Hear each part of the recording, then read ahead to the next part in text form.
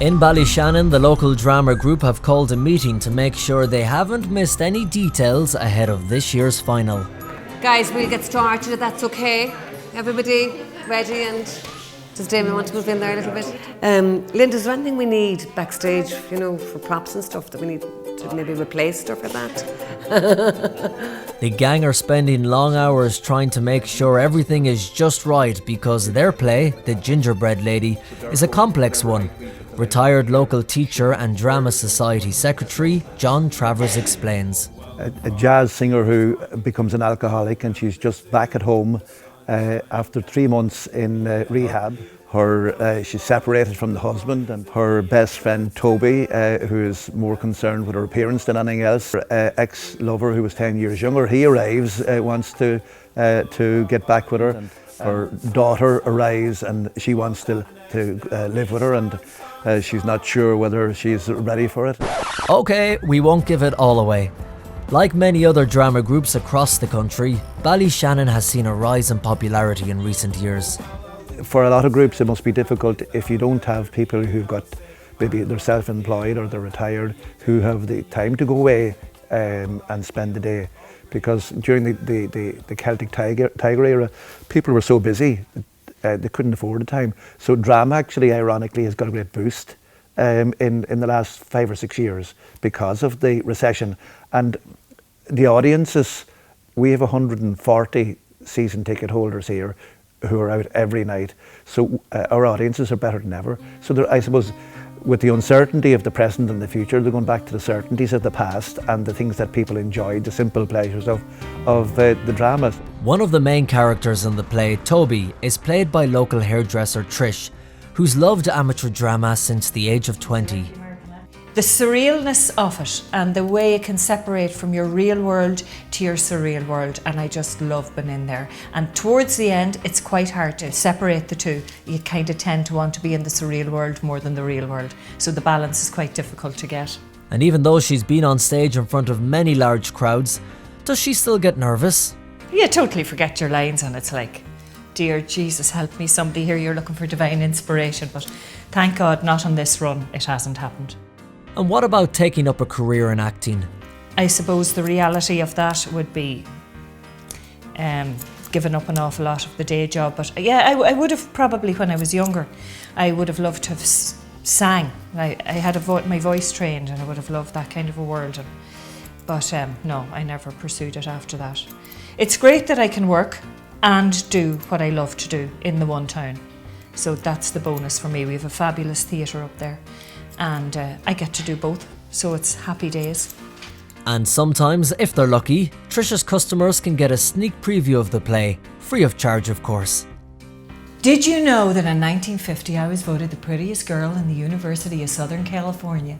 I received on average 15 sexual proposals per week, at least 2 from faculty. Fabulous. And while actors like Trish are in the limelight on the stage, there are a team of people working hard backstage to make sure the whole production goes smoothly. Mary Daly is the stage manager. So is everyone at this point happy enough about where they're going? Today, Mary is taking time out of the busy rehearsal schedule to coordinate a town cleanup in Ballyshannon. And Mary makes sure no one gets off, whether you're the town mayor or even Spider-Man. Run over to Daddy, sweetie, over there. I think a lot of people see the tradition because a drama group here in the town qualified over 60 years ago. No, not yet. 60 years ago, a group from the town won the Open All-Ireland. So even a lot of people have said to me in the last few days, when they realised that we have qualified for the All-Ireland in Athlone, that their father or their mother was involved back 60 years ago, and they remembered the lead up to that. Back at the drama meeting, and the group have hit a stumbling block when trying to set one of their rehearsal dates. You want to do your tech and dress rehearsals, I suppose nearly 3 days at that. Saturday, Sunday, Monday, 26, 27, 28. And I see you have Friday the 25th here. Yes. Well, no, that's bingo night. So that's not going to happen. That's a problem all over the country, and sometimes drama people are a little bit self-centred and think, well, the bingo isn't important, and they might say, well, I can't understand people going on the drama circuit, you know. You're all welcome to the weekly bingo. It's down course number 8181. 3 and 7, 47. 1 and 7, 17. All the 3s, 33. 4 and 9, 49. Upstairs, in a smaller room above the bingo, the group continued to rehearse. Where does he think I've been for the last 7 years? Guatemala? He knows where you've been. Oh, shit. What about you? He likes me. He wouldn't kid around with my life. God's truth, Polly. Did he really say yes? He likes me. He wouldn't kid around with my life. God's truth.